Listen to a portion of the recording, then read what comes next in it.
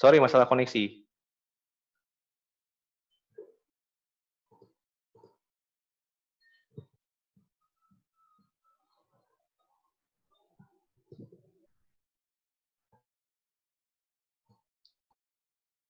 Suara saya masuk? Saya ganti jadi tethering. Oke, maaf ya atas gangguannya. Ternyata koneksi kantor di hari Sabtu tidak bisa diandalkan juga. Oke, tadi sampai ke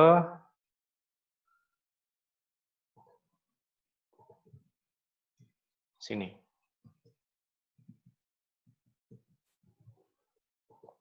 Sorry ya gangguannya, guys.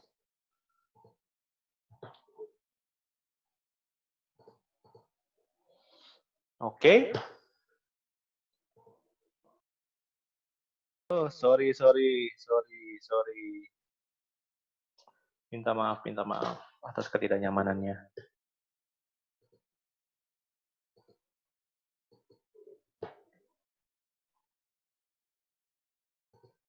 Oke.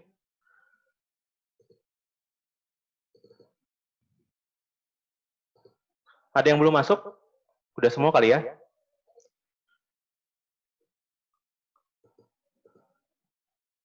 Tampilan saya jelas? Suara masuk? Saya cek pingnya sih sudah aman ini. Oke, maaf ya. Kita mulai lagi. Oke. Nah, teman-teman, di sisi kanan ini adalah sekuritas-sekuritas atau aplikasi yang keluaran perusahaan sekuritas. Semuanya lah ya otomatis. Yang murni tidak di bawah afiliasi bank. Gitu. Yang sini ada Ajaib Investasi, itu Pemasia Sekuritas tadinya, namanya Ajaib Sekuritas. Dia sangat modern tampilannya, tapi saya belum coba. Saya cuma lihat reviewnya waktu itu di YouTube-nya Raditya Dika ya. Dia pakai iPod ya. Ada lagi Ajaib Investasi, teman-teman bisa cek di YouTube-nya. Itu dia lumayan bagus, tampilannya lumayan modern, eye catchy gitu ya, lumayan gampang dipakai. Nah, berikutnya di sini ada iPod. iPod itu di bawah Indo Premier Sekuritas. Ini juga lumayan modern aplikasinya, bisa aman lah ya. Bukan aman, maksudnya gampang dianalisa untuk yang anak-anak muda gitu. Padahal umur kan di atas 30 kebanyakan di sini ya. Jadi nggak muda lagi. Ya udah. Ini paling gampang. Nah, yang saya pakai di yang pojok kanan gitu. Yang yaitu si siapa namanya? Sinarmas Sekuritas punya, bukan sih. Stockbit lah. Dia afiliasi atau partnership dengan Sinarmas Sekuritas. Kenapa saya pakai ini? Dia analisanya lengkap banget. Ini bukan endorsement, bukan rekomendasi, tapi ini preferensi pribadi saya pakai ini. Karena analisanya lengkap banget. Karena nanti saya tunjukkan caranya gimana. Sampai sini, teman-teman, itu yang harus teman-teman lakukan. Pertama, analisa internal dulu, saya review lagi. Internal teman-teman seperti apa, cash flow-nya, hutangnya, dana daruratnya, plus profil resikonya, cocok atau enggak, dan juga, putus-putus ya.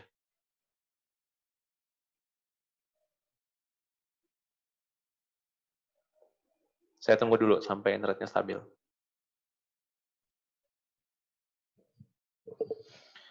Putus-putus.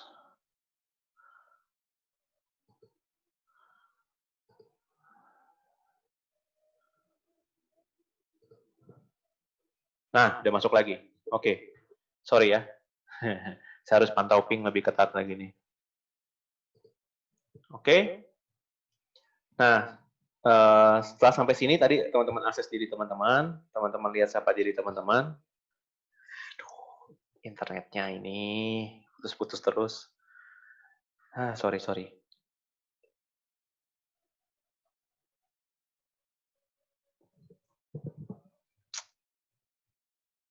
Coba saya cek dulu dari sini. Coba cari alternatif internet.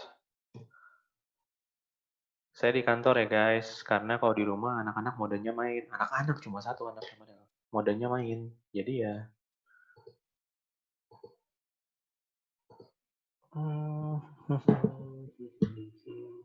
Saya coba dulu, harap ditunggu. Sebentar.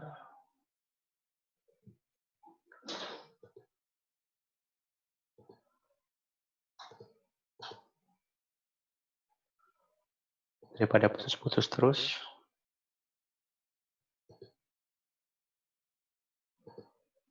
Oke. Cek. Ini udah ganti ke tethering. Sama aja rupanya. Atau better, suaranya masuk lah ya. Pingnya tinggi soalnya ini, lumayan. Putus-putus juga. Nggak apa, nanti cek di recording, harusnya recordingnya sih nggak putus-putus. Oke, saya mulai aja. Lanjut lagi, setelah tadi akses siapa diri teman-teman, kita cek aplikasi sahamnya yang mana, yang mau dipakai, yang eye-catchy buat kita, yang cocok. Baru kemudian kita cek lagi ke, ya video putus-putus. Sorry, karena bandwidth, pingnya gede banget ini. Di atas 100 semua. Oke, lanjut. Nah, setelah pilih, kita tentukan siapakah diri kita. Apakah seorang trader atau seorang investor. Bedanya, teman-teman, trader tuh kayak robot, disiplin. Udah nyentuh harga target kita jual, dapat untung. Nyentuh harga di bawah cut loss, misalkan, nyentuh harga cut loss, kita jual. Kita nggak pusingkan bahwa nanti akan dia rebound, nggak pusingkan kalau dia nanti misalkan tiba-tiba mau bisa naik lagi ke atas gitu. Intinya nggak, disiplin kalau robot. Nah, robot ini, teman-teman, dia sifatnya transaksional. Cocok ketika teman-teman mau cari penghasilan sampingan. Tadi kan ada beberapa orang yang mau jadi penghasilan sampingan ya. Saya cek di polling itu ada 60% penghasilan sampingan. Nah, ini cocok kalau teman-teman mau jadi trader saham. Tentunya ada modal dulu, ditaruh di RDN, kita jual belikan saham di situ. Nah, terus portofolionya nanti teman-teman akan berubah. Tiba-tiba hari ini punya Indofood, besok tiba-tiba punya Adaro, tiba-tiba minggu depan misalkan punya KB Pharma gitu, bisa variasi gitu.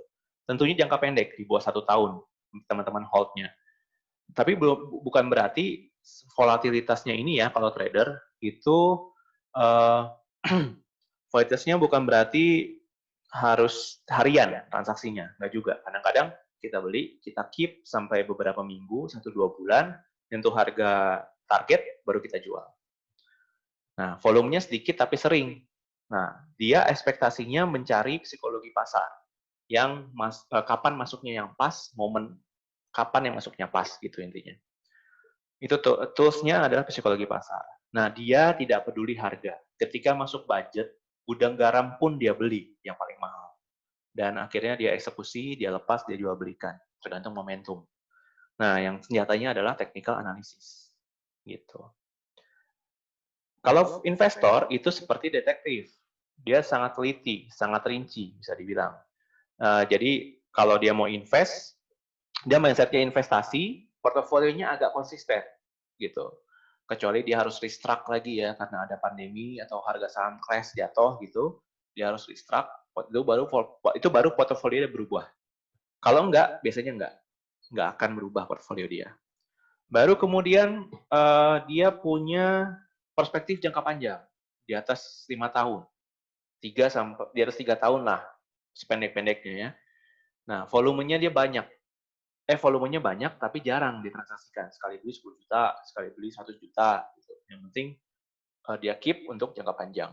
Ada juga yang bilang investor ini secara gampangnya kayak gini, nyicil saham sampai 1 juta lembar gitu. Misalkan saya pengen punya saham BRI sampai 1 juta lembar, ya saya tutup mata dengan analisa yang lain-lain, saya yakin BRI bagus, saya cicil terus, saya beli sahamnya tiap kali ada duit, sampai 1 juta lembar, baru saya keep untuk jangka panjang. Setelah itu saya jual buat dana pensiun. Itu biasanya. Atau buat anak kuliah anak saya gitu. Ada juga yang mindset seperti itu. Baru, kinerja keuangannya itu yang paling penting dilihat dibandingkan psikologi pasar atau momentumnya. Nah, kriteria mereka tentunya cari yang murah. Murah itu bukan berarti yang harga 50 perak atau di bawah 500, tapi murah valuasinya. Valuasinya murah, wajar atau tidak harganya, itulah yang dia beli. Gitu ya. Maaf kalau agak delay ya, karena pingnya lumayan tinggi. Oke. Baru kemudian ada namanya analisa fundamental. Itu yang jadi senjatanya. Jadi kalau ada yang nyebut fundamental, berarti dia investor. Kalau ada yang nyebut teknikal, berarti dia trader. Kedua itu nggak bisa disatukan. gitu. Tapi dikombinasikan tools analisanya bisa. Tapi mindset-nya dua ini nggak bisa gabung. Karena apa yang sudah menjadi trader, biarlah tetap menjadi trader.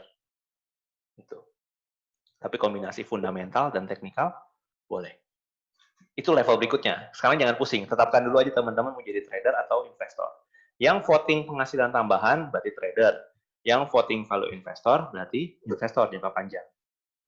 Gitu ya. Baru berikutnya, bedanya apa dua ini? Technical itu melihat supply demand. Seberapa banyak yang beli, seberapa banyak yang jual. Itu yang dilihat technical. Dan dia juga melihat timing. Gitu. Dia melihat timing masuk pasarnya, benar atau enggak, tepat atau tidak, gitu. Dia bisa jual beli di situ. Baru kemudian dia melihat reaksi market, pas atau enggak nih masuknya. Ini dua ini sama sih ya, timing sama reaksi ya. Terus berikutnya ada namanya fundamental yang dimiliki oleh si trader. Ya, trader ini dimiliki oleh trader, dimiliki oleh investor, sorry. Nah, dia mengukur valuasi real dari perusahaan. Kadang-kadang ada yang perusahaan yang overvalued. Artinya gini, secara kinerja, dia tuh wajarnya harga saham dia atau nilai buku perusahaan itu cuma 1.000. Tapi di market harga saham dia udah 2.000. Artinya harga saham dia 2 kali lipat. Itu udah agak mahal gitu. Nah, itu bisa kita lihat ada rasio-rasio tertentu yang nanti bisa kita cek dan ketahui apakah dia ini harga sahamnya wajar atau tidak. Nah, setelah diukur valuasinya, dia analisa nih laporan keuangan dia, cash flow-nya gimana, neracanya gimana, gitu. Nah, itu wajar atau tidak, bagus atau tidak, meningkat atau tidak. Setelah itu, dia lihat, semua ini digunakan untuk ngecek jangka panjangnya secara bisnis, dia cocok atau tidak. Saya keep untuk jangka panjang. Gitu ya. Terus, setelah dilatih jangka panjang, dia beli sahamnya, dia keep. Oke, itu 1,5 jam kira-kira ya. Masih ada 5 menit sampai 1,5 jam. Setelah itu kita akan ke tanya jawab, teman-teman bisa rehat. Rehat 5 menit. Nah, terus kemudian ini, cara baca indikator dulu. Ini kurang lebih simpel ya. Kalau teman-teman lihat nanti di aplikasi saham, grafik ini sangat umum. Umum sekali ada di situ untuk dicek. Nah, ini ada yang hijau, ada yang merah, bentuknya kayak lilin. Ada sumbunya ya, makanya dibilang candlestick. Candlestick chart. Cara bacanya adalah simple. Kalau dia hijau, berarti di hari itu harga sahamnya lebih tinggi ditutup harga saham itu ditutup lebih tinggi dibanding harga pembukaan.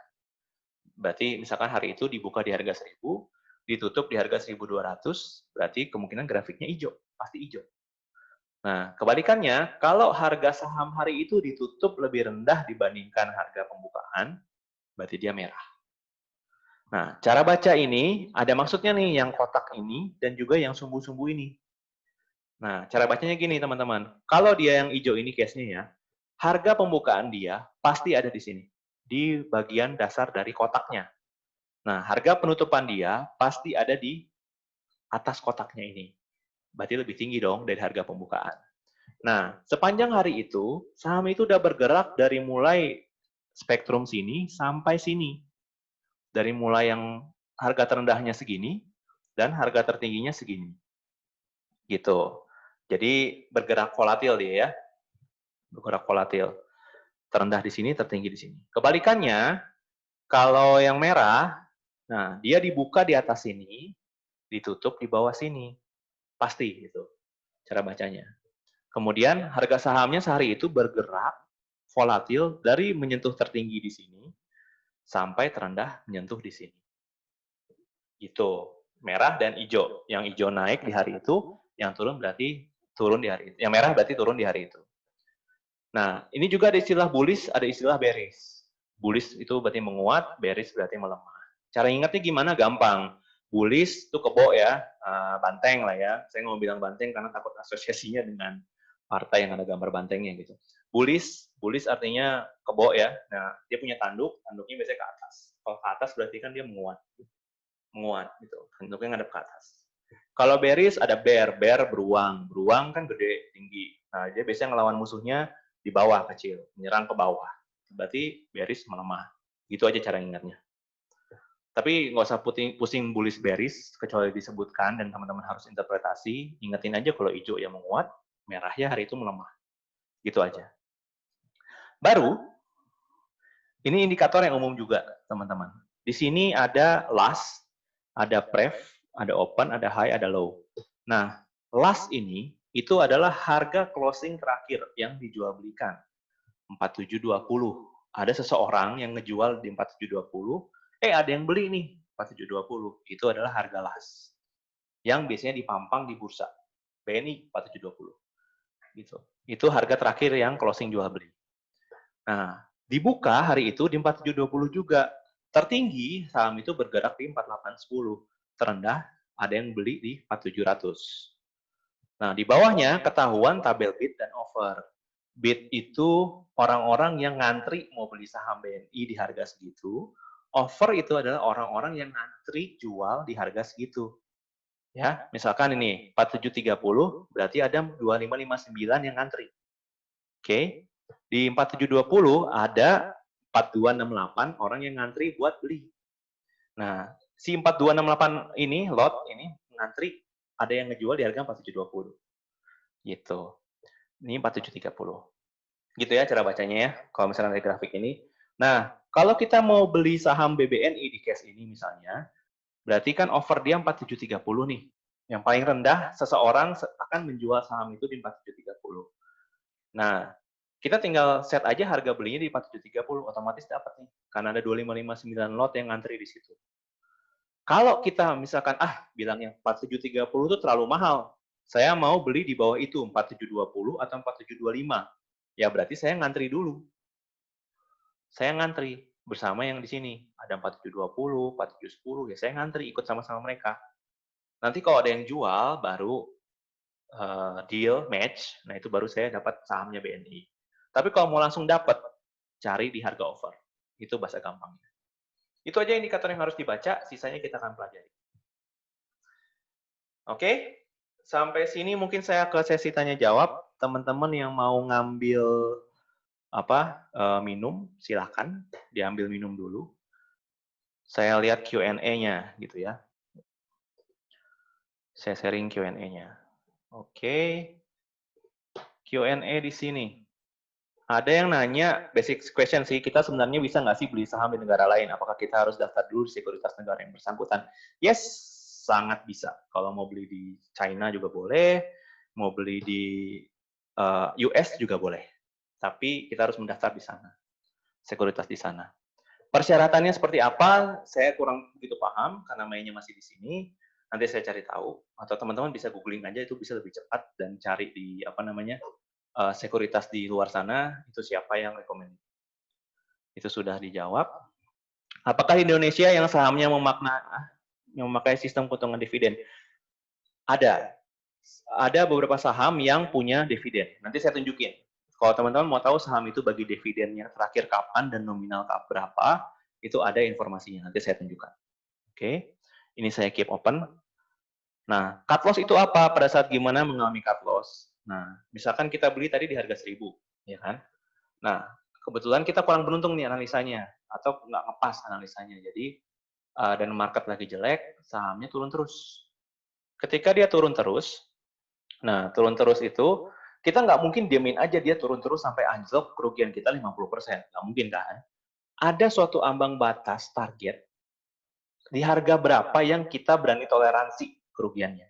Contoh, tadi harga 1000, saya cuma berani toleransi kerugian saya sampai harga 900 per lembar.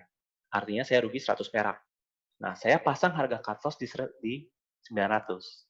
Gitu. Ketika nanti harga market otomatis nyentuh 900, aplikasi saya otomatis ngejual saham itu. Saya cuma rugi 100 perak. Itu cut loss. Itu ya, semoga jelas. Jadi jangan sampai, rugi, saya tungguin aja sampai naik, tiba-tiba turun 50% gitu kan. Jangan. Jadi ada target. Ini khusus untuk bahasa trader. Oke.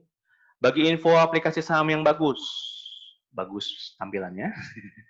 Bagus fee tradingnya yang murah gitu ya. Nah, tadi saya udah bilang antara yang lumayan populer ya, saya kasih yang populer aja. Itu ada Ajaib Investasi, dia bisa buka RDN dalam waktu 15 menit. Dan juga ada iPod, itu juga lumayan bentuknya lumayan bagus tampilannya. Dan ada yang sangat lengkap dan profesional tampilannya, itu adalah Stockbit. Itu bisa dipakai. Tapi saya bukan endorse aplikasi itu.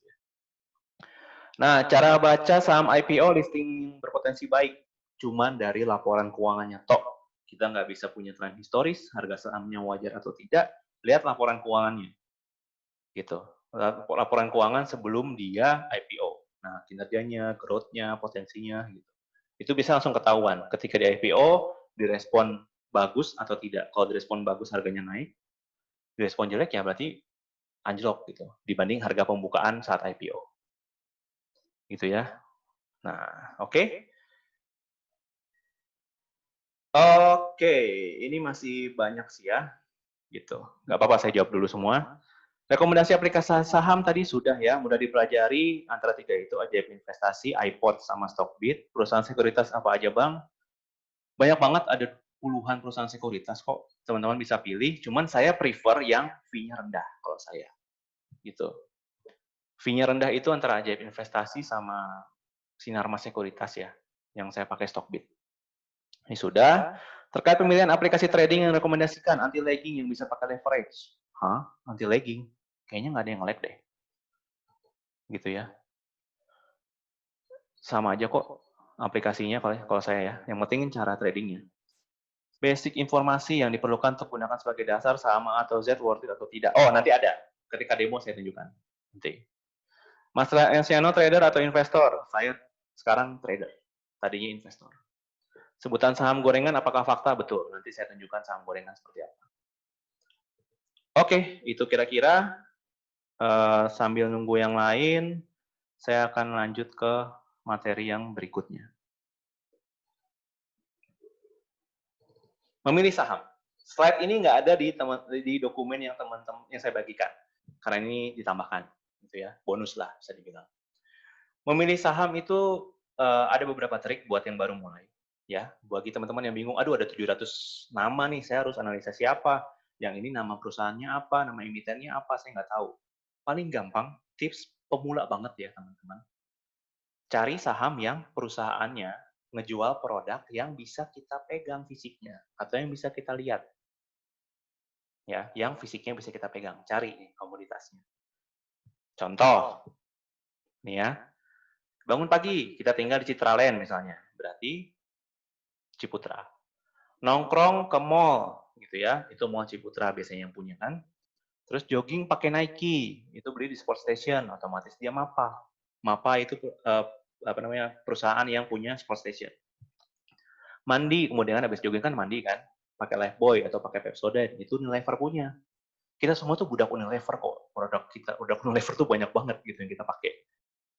Oke, ini mungkin ada yang terlambat nggak apa-apa ya, join sekarang. Nah, terus kemudian sarapannya roti gandum, selai sama susu. Roti gandum itu sari roti, nama sahamnya roti, itu punya sari roti. Selai itu Mayora punya, minum susu Ultra Jaya, itu juga bisa masuk watchlist. Ke kantor naik Toyota, gitu ya. Saya nggak mau bilang Avanza, Yaris aja biar lebih prestis gitu ya. Itu punya Astra, gitu, Toyota. Terus bayar parkir pakai flash BCA. BCA itu juga punya saham BBCA. Makan siang di Pizza Hut, itu juga punya sahamnya, PZZA. Terus istirahat rokok dong. Nah, pakai Sampurna Malt gitu. Berapa yang merokok, walaupun saya nggak perokok ya. Sampurna Malt itu HMSP, itu juga bisa kita analisa sahamnya. Ke apotek beli obatnya ibu, mereknya KLB Pharma yang ngeluarin obatnya. Itu KLBF, itu entitas saham juga. Ngeprint dokumen pakai Paperline, kertasnya Ciwi Kimia, TIKM, itu bisa kita juga analisa sahamnya. Nelpon klien pakai XL gitu ya, atau pakai Indosat itu juga ada. Bisa dianalisa sahamnya. XL kalau Indosat berarti ISAT. Sampai rumah ngeliat pakai IndiHome, itu kan hampir pasti semua rumah ada IndiHome kecuali saya. Terus abis itu TLM, KM, Telkom. Itu bisa juga, dan makan Indomie telur malamnya. Itu ICBP, Indofood. Gitu. Minimal mulai dari sini untuk analisa yang mana yang mau saya beli. Minimal. Gitu ya. Nah, selain itu, teman-teman, ada juga yang apa namanya? Ini, saya mau bukakan wawasan ke teman-teman. Di US, Dow Jones ya, nama indeksnya. USA Stock Market itu keempat emiten teknologi, Apple, Microsoft, Google, Facebook, itu punya valuasi total, market capital total yang ditransaksikan di market sana itu 7,8 triliun ya. Gitu. 7.800 triliun, sorry. Itu meliputi 31,5% dari marketnya US. Artinya, sepertiga transaksi yang terjadi di market US itu dikuasai 4 emiten ini. Gitu. Sehingga bagi orang yang pemula, ketika mau ngeliat prospek jangka panjang, saham ini kan berarti saham selebriti nih. Banyak yang nyari, banyak yang perhatiin, ya bisa masuk ke sini. Kalau di US. Tapi memang harganya sudah terlanjur kemahalan, tapi kalau misalkan modalnya bagus, bisa masuk ke sini. Gitu. Nah, karena mereka ini menguasai 30% marketnya US. Di Indonesia, ada juga 4 emiten yang menguasai sepertiga dari total marketnya Indonesia. Totalnya 1,400 triliun market capitalnya dia. Ada yang tahu sektor apa ini? 4 orang ini? Ada yang tahu? Nggak ada yang tahu? Himbara. Himbara, oke. Bisa iya, bisa nggak sih? Iya sih, bank. Keempat bank ini, Astra, no. BBCA, salah satunya. Keempat bank ini, BCA, BRI, Mandiri, BNI itu mencakup sepertiga dari market Indonesia. Artinya, keempat saham ini yang menentukan hari itu indeksnya IHSG itu naik atau turun. Kalau 4 ini turun, hampir pasti IHSG akan turun. Karena volume dia gede. Bayangin, sepertiga transaksi dari gue segini, sepertiganya dia. Gede banget gitu. Telkom nggak terlalu populer ya, enggak ya. Nggak apa-apa. Karena namanya juga guessing. Nah, ini 4 ini nih yang menguasai market cap Indonesia, perbankan. Jadi ini perbankan Indonesia itu sama kayak emiten teknologinya di US. Gitu. Mirip. Jadi bisa kita masukkan dalam wishlist jangka panjang. Gitu.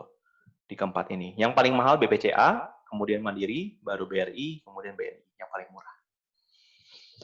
Gitu. Jadi tadi selain melihat ke kehidupan sehari-hari, ada produk apa saja di sekitar kita dan kita bisa beli atau analisa saham apa saja, bisa juga cek di 4 bank ini.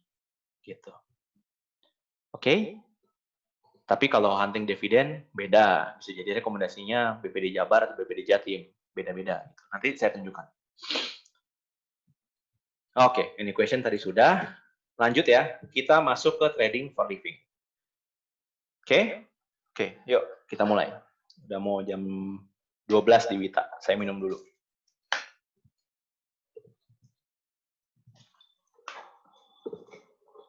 Nah, menjadikan swing trader sebagai pekerjaan sampingan.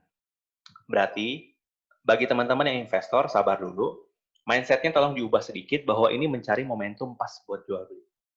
Cara dapat analisa momentumnya itu cuma pakai 3 indikator. Oke, yang harus teman lakukan sebagai trader, pertama itu adalah analisa sendiri. Jangan follow orang, cara rekomendasi baru beli. No, saya sarankan jangan, karena lebih baik kita beli sendiri supaya kita bisa ukur. Analisa sendiri supaya kita bisa ukur. Jadi untung senang sendiri, rugi ya rugi sendiri, nangis sendiri gitu ya. Jangan nyalain orang gitu. Nah, yang pertama harus screening. Nanti saya tunjukin caranya. Kalau screening itu dari 700 emiten, cari mana yang naik uptrend dan belum overbought. Overbought itu artinya terlalu banyak dibeli orang. Karena kenapa? Kalau seorang trader beli saham yang overbought, hampir pasti di besoknya atau beberapa minggu mendatang, sahamnya akan balik turun ke bawah sehingga teman-teman merugi. No, jangan. Berikutnya, dari 700 ini, cari mana yang uptrend dan overbought, masukin dalam watchlist. Kalau Shopee, Tokped boleh ada watchlist, saham juga boleh. Teman-teman bisa masukkan ke watchlist untuk dianalisa lebih lanjut. Setelah masuk watchlist, Misalkan dari seluruh emiten yang naik, kira-kira ada 10 yang saya masukin watchlist. Ya tiap hari dianalisa, minimal 3 saham per hari. Kenapa? Karena ini akan jadi robot, teman-teman. Teman-teman akan jadi robot. Ketika untung, teman-teman akan jual. Ketika ikut harga target price ya, ketika nyentuh target price itu pasti jual. Menyentuh cut loss, teman-teman akan potong, teman-teman akan jual, gitu. Karena jadi robot, habit dari analisa itu harus dibangun konsisten setiap hari. Setiap hari itu apakah jam kerja? No, malamnya. Setelah market tutup, teman-teman analisa sahamnya teman-teman, besok positioningnya apa? Keep, sold, buy. Gitu. Boleh buy, tapi nanti itu level berikutnya lah. Intinya gitu, keep atau sold. Gitu. Itu analisanya bisa di malam. Baru teman-teman paginya pasang di market. Penawaran teman-teman, mau beli atau mau jual. Gitu. Tapi untuk sebelum beli atau jual, harus bisa analisa dulu setiap hari. 3 saham per hari minimal. Gitu ya. Setelah itu, setelah dianalisa, ketemu nih mana yang akan masuk trading plan dan tidak. Gitu. Nah, trading plan ini mirip watchlist, tapi lebih rinci. Lebih rinci. Ada target price-nya, ada cut loss price-nya berapa. Nah, itu baru kita boleh trading. Nah, setelah trading, rules-nya simple. Harga itu pasti ikut tren.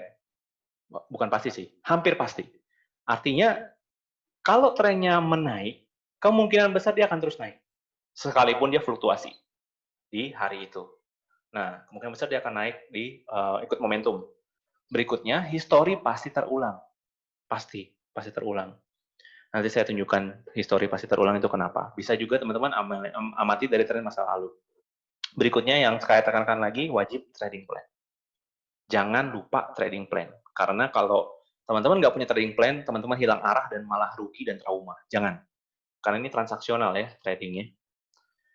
Contoh, nih tren. Saya pakai tampilan pakai handphone. Karena teman-teman nanti kebanyakan mungkin pakai handphone ya, untuk analisa. Oke, contoh tren di sini. Di sini ada tren uptrend namanya. Semakin naik. Jelas lah ya, semakin naik ke atas. Ini posisi per September awal setahu saya. Contohnya ini Pigas, perusahaan gas negara. Dia uptrend kalau belum tentu seperti ini ya, trennya naik begini. Nah, uptrend itu apa kategorinya? Yang pertama, cek di sini, higher low dan higher high. Coba lihat yang merah-merah. Yang merah-merah semakin ke kanan, semakin lama timeline-nya, dia semakin tinggi yang merah-merah.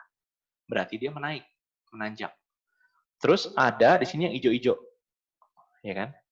Yang hijau-hijau tuh semakin tinggi juga closing-nya. Berarti dia uptrend. Gitu. Baru kebalikannya, di sebelahnya ini ada downtrend.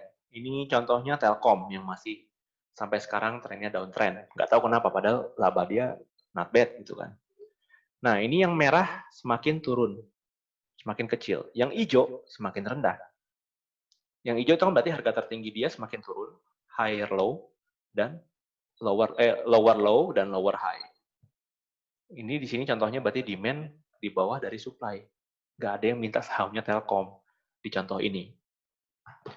Berikutnya ada yang bergerak sideways. Ini sideways agak tricky karena kita lihat di batas bawahnya. Batas bawahnya cenderung terulang. Naik lagi begitu. Harga atasnya cenderung tetap atau nanti di bawahnya cenderung tetap, atasnya berulang polanya. Ini berarti sideways, bergerak menyamping. Sebagai pemula trader, sangat disarankan untuk beli yang uptrend saja. Jangan coba-coba di downtrend. Downtrend bisa untung juga, bisa. Saya pernah. Tapi tricky, sangat tricky sekali, hati-hati. Apalagi sideways. Sideways itu sangat volatil dan teman-teman bisa untung rugi, tergantung triknya itu level berikutnya. Tapi cukup filter dari 700 saham tadi, mana yang uptrend. Cukup. Nah, setelah difilter mana yang uptrend, masukin watchlist dulu. Kita screening lanjutan dengan technical analysis. Senjata pertama adalah moving average. Kita bandingkan harga saham itu, yang sudah tadi kita filter yang uptrend ya, moving average 20 hari harus lebih besar dibandingkan moving average 40 hari. Artinya, harga rata-rata selama 20 hari ke belakang harus lebih rendah daripada harga rata-rata 40 hari ke belakang. Wah, ngitung dong yang? Enggak, udah ada indikatornya kok, teman-teman bisa tinggal klik, muncul. Gitu. Nah, terus beli di harga wajar. gitu. Nah, sebelum beli harga wajar, tadi ya setelah MA20 lebih besar daripada MA40, fix dia masuk watchlist. Baru filter berikutnya adalah beli di saat harga wajar. Ada yang namanya indikator Relative Strength Index, RSI. Ini juga nggak perlu ngitung, udah ada indikatornya di aplikasi biasanya. Cari yang sahamnya masuk di antara kisaran 30 sampai 70. Kalau di atas 30, di bawah 30 atau di atas 70, jangan masukin ke watchlist. Nanti saya tunjukkan. Baru setelah itu bikin pakai Fibonacci retracement. Saya pakainya Fibonacci retracement, teman-teman boleh pakai yang lain yang udah jadi trader. Gunakan support dan resistance. Karena ini adalah metode paling sederhana bagi trader pemula. Nanti saya tunjukkan juga caranya gimana. Ada yang namanya support, itu support di garis di bawah, beli di saat support, dan jual saat dekat ke resistance. Resistance berarti di atas. Nah, ini yang pertama yang tren tadi ya. Di sini ada harga rata-rata 20 hari yang di atas, ada harga rata-rata 40 hari yang di bawah. Kalau di atas seperti ini, dia trennya naik. Gitu. Kemungkinan besar dia akan naik. Terus, di sini contoh Telkom, tren menurun, harga rata-rata 40 hari lebih gede dibandingkan harga rata-rata 20 hari. Saya bilangnya MA40, MA20 aja ya. MA40 lebih gede daripada MA20. Gitu. Berarti ini menurun. Hindari yang seperti ini. Berikutnya yang MAPA. MAPA ini volatil. Coba lihat. Yang biru, MA40, ini lagi di atas. Terus cross. Baru yang 20 di atas, di sini cross lagi. Nah, di sini gede lagi nih MA40-nya. Berarti dia lagi sideways. Ya, hati-hati main di sini. Di sini udah masuk ke downtrend nih. Hati-hati. Jangan main di saham yang seperti ini. Kalau mau trading. Nah, berikutnya, setelah munculin grafik MA20 dan MA40 tadi, kita cek kewajaran harganya. Ada yang namanya RSI tadi. Kalau RSI itu leading, teman-teman. Leading indikator. Berarti ketika RSI nyentuh 30, kemungkinan besar berikutnya dia naik. Ketika RSI nyentuh 70, kemungkinan besar besoknya dia turun. Dia RSI. Gitu ya. Walaupun bisa jadi dia naik terus, atau turun lagi. Nanti ini contohnya nih, WIM. Nah, apabila di atas 70, saham itu, kalau RSI-nya di atas 70, saham itu sudah overbought. Kebanyakan dibeli. Artinya udah kebanyakan yang pegang sebagai supply. Nanti dia jualkan, baru harganya turun lagi ke bawah. Gitu ya. Banyak yang jualin gitu kan, karena kebanyakan yang ngebeli. Kebalikannya, kalau RSI di bawah 30, berarti dia oversell. Terlalu banyak yang jual. Gitu. Sehingga kemungkinan akan ada yang nyerok lagi, beli lagi, dan harganya rebound ke atas. Gitu. Ini contohnya ya, di WIM. Tapi sebelum itu, berarti gampang dong. Kalau RSI 30-70, beli aja yang di bawah 30. Nggak juga. Karena bisa jadi kalau RSI di bawah 30, dia nggak mau balik ke atas. Dicek dulu. Begitu dia rebound, baru angkut. Kalau pemula lebih baik mainnya gitu. Kecuali teman-teman mainnya banyak, sekuritas, broker, itu bisa RSI di bawah, serok aja. Gitu. Jangan. Tapi kalau misalkan pemula, tunggu RSI di 30-70. Saran saya begitu. Contohnya begini. Ini kalau teman-teman nggak kelihatan, boleh di pinch, boleh di zoom. Ini Wismilak. Ada beberapa kejadian dia naik di sini. Ya, seperti itu. Contoh di sini. RSI itu grafiknya seperti ini, gerak-gerak. Ada batas yang hijau, ada batas yang merah. Ini saya kasih hijau dan merah supaya gampang dilihat. Biasanya, dia cuma garis putus-putus di 30 dan garis putus-putus di 70. Ini RSI 14 hari ke belakang. Rata-rata 14 hari. Nah, di sini di bawah masih masuk dalam range 30-70. Terus di sini dia nyentuh naik di atas 70. Berarti terlalu banyak yang beli. Nih lihat nih. Harganya naik kan? Karena terlalu banyak yang beli. Betul. Tapi udah kebanyakan yang beli. Lalu dia turun. Betul kan? Karena tadi naik, overbought, otomatis berikutnya pasti dia turun. Begitu. Nah, sampai ini turun terus, sampai ketemu harga wajar di sini. Beli lagi naik, dia naik lagi di sini. Berikutnya apa? Kelihatan turun kan? Pasti turun. Baru wajar lagi, baru naik tinggi banget. Nih lihat nih. Naiknya sadis. Besoknya anjlok. Begitu trennya biasanya. Setelah dia overbought, pasti dia turun. Jadi merhatiin RSI ini penting. Baru kemudian di sini normal lagi, naik lagi di sini peak. Tuh, naiknya sadis kan? Wah, berapa hari ini dia naik nih. Nah, kemudian dia turun lagi. sampai dari 70-an, baru naik lagi, wow, naik terus, konsisten naik terus, baru anjlok, ngikutin di sini.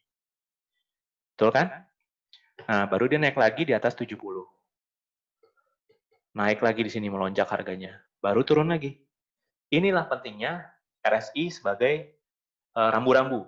Kalau misalkan sahamnya udah uptrend, dicek nih rambu-rambunya, oh ini udah kebanyakan beli, kebanyakan ngejual, atau wajar. Kalau wajar saya masuk. Masuk watchlist masuknya. Gitu ya. Berikutnya ada yang namanya support resistance. Setelah tadi uptrend, MA20 lebih besar daripada MA40, terus kemudian dia RSI-nya di antara 70-30, bikin support dan resistance pakai Fibonacci. Fibonacci itu golden ratio. Di sini ada yang warna pink-pink ya, ini ada yang warna hijau muda, hijau tua, nanti ada biru di bawahnya. Itu adalah golden ratio. Dari harga terendah, tertinggi, ada algoritmanya, dan akhirnya ketemu pagar-pagarnya. Nah, pagar inilah tadi yang saya bilang cut loss dan target price. Ketika contohnya di sini S hardware, di sini kita lihat dia dekat banget sama support kan, dekat banget sama support. Support itu adalah titik bawah ketika teman-teman beli, gitu. Belinya di sini, misalkan teman-teman angkut. Nah, harga kemudian bergerak terus kan, naik turun, teman-teman tunggu, nggak harus jual di hari besoknya kok, atau nggak harus jual di sorenya gitu. Tunggu sampai dekat sini, naik ya, baru jual. Itu trader, swing trader. Nah, di area dekat resistance. Gitu. Nah, ketika harga saham yang kita beli sudah sampai sini, ini yang hati-hati ketika main dengan greed. Ketamakan, keserakahan. Jangan, oh tunggu lagi lah, pasti naik ke sini tembus. Enggak juga, kadang-kadang itu balik. Dan lihat juga di sini, RSI-nya.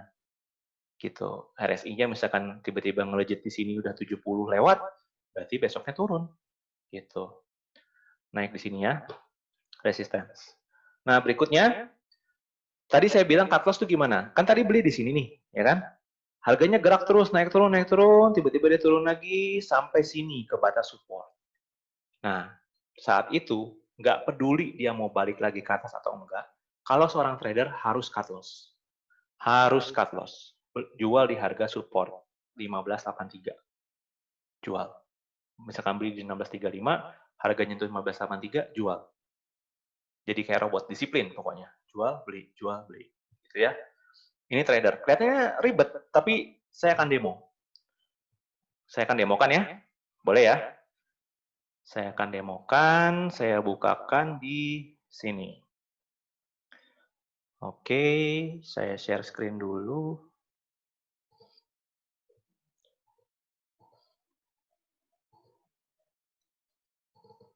Gini.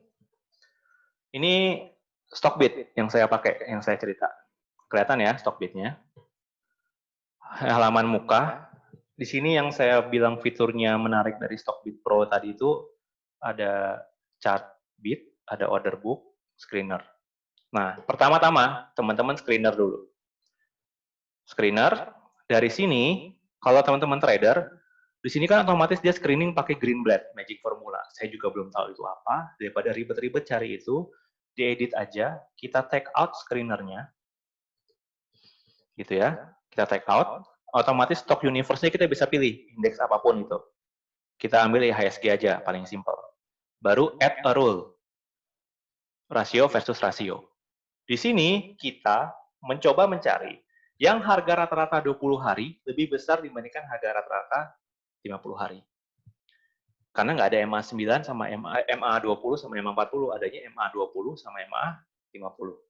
MA tadi moving average ya. Ridho nanti kalau misalnya ketinggalan, lihat YouTube-nya aja ya nanti. Saya private nanti link YouTube-nya, saya bagikan di email 3 hari kemudian dari sekarang. Nah, teman-teman di sini sudah set tadi kan IHSG, add a rule, baru taruh di sini indikator ini, cari aja di sini, moving MA. Nih, price MA20. Oke. Lebih besar dari 1 kali, 1 kali, di sini cari MA50. Oke, gitu ya. Berikutnya, berarti dia akan memfilter MA20, ya saham-saham yang MA20-nya lebih besar dibanding MA50.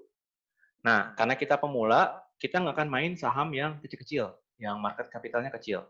Berarti saya patok misalkan di sini market capitalnya, saya tambah lagi rule ya di sini, di atas dari 10 miliar. Tuh agak, 10 miliar. Kalau sudah, klik screen. Maka dia akan proses, ini adalah saham-saham yang harga rata-rata 20 harinya lebih besar dibandingkan 50 hari. Gitu ya, lebih besar 1 kali 50. Baru kita filter by market cap. Cus. Nah, ini yang teman-teman bisa masukkan dalam watchlist. Gitu. Market cap-nya gede, MA-nya besar dibanding, MA20-nya besar dibanding MA50. Gitu. Oke? Ini filternya pertama. Nah, selanjutnya teman-teman udah mulai bisa masuk analisa watchlist nih. Saya akan ambil case yang paling dari sini, kira-kira siapa nih? Ini ada BRI, Indofood, Sinarmas, United Tractor, BNI, Pollux. Mau siapa teman-teman? Pol. Wah, Pol agak tricky nih. Oke, Mayora Ledo ya, sebagai yang terlambat datang. Mayora. Pol juga agak seru nih nanti abis ini. Mayora. Nah, Mayora bentuknya begini teman-teman. Kalau teman-teman lihat nanti di sekuritas, aplikasi seperti ini, tinggal cek harga sahamnya siapa. Tadi yang nanya dividen ya, teman-teman bisa cari di sini. Profile yang pertama. Profile dulu ya. Buat tahu misalkan Mayora ini gerak di bidang apa sih? Nah, ini dijelasin. Bidang makanan, permen, biskuit. Gitu. Nah, terus kemudian mau cari dia ada dividen atau enggak di sini. Corporate action. Nah, corporate action nanti ketahuan dividen, di sini ada cumulative date di tanggal berapa. Gitu, payment date 30 Juli terakhir. Berarti di sini ada cumulative date, teman-teman cukup punya sahamnya Mayora di tanggal segini. Sampai tanggal segini, baru dia rekam di tanggal 8, baru dia bayar di tanggal 30 Juli. Dibagikan Rp30 per lembar sahamnya. Gitu. Jadi ada jadwalnya teman-teman. Semua saham punya seperti ini. Tinggal dicek aja. Oke? Di emitennya. Berikutnya, kalau mau mulai analisa, klik di sini gambar grafiknya, maka dia akan terbuka yang lebih detail. Oh, ini Mayora asik nih. Oke, pilihan bagus. Sekarang, tadi kan saya jelasin MA20 banding MA40 dulu nih. Caranya, teman-teman, di sini ada indikator di atas. Oke, indikator, diklik. Nah, oh ya, kalau nggak pakai Stockbit gimana? Pasti sama, teman-teman. Kalau pakai aplikasi lain, itu kurang lebih mirip. Cuma tinggal tombolnya aja yang beda. Tapi semua indikator ini pasti ada di aplikasi trading saham apapun. Nah, teman-teman di sini bisa cari technical, atau boleh dipopuler tadi, cari moving average. Yang moving average polos. Ini ya, moving average, klik. Nah, ini muncul nih hijau-hijau tipis nih. Kelihatan nggak? Hijau-hijau tipis. Saya double klik untuk ngedit. Tadi saya maunya MA20 dan MA40 ya. Rata-rata 20 hari dan rata-rata 40 hari. Saya isi dulu yang 20 hari. Yang 20 hari, saya sukanya warna biru muda. Saya tebelin untuk ngebedain sama garis lainnya.